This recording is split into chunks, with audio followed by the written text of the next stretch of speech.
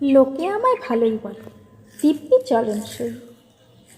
দোষের মধ্যে একটু নাকি মিথ্যে কথা কই।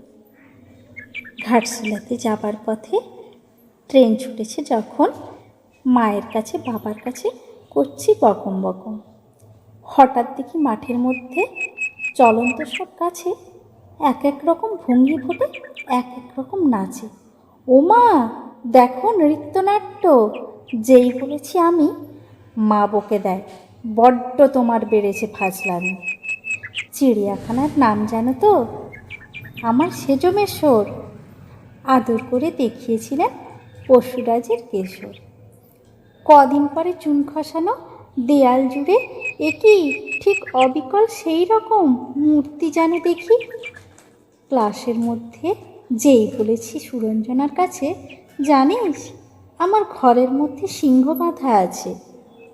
শুনতে পেয়ে দিদিমণি অমনি বলেন, শোনো, এসব কথা আবার যেন না শুনি কক্ষনো। বলি না তাই সেসব কথা, সামলে থাকি খুব। কিন্তু সেদিন হয়েছে কি, অমনি বেয়াকুব।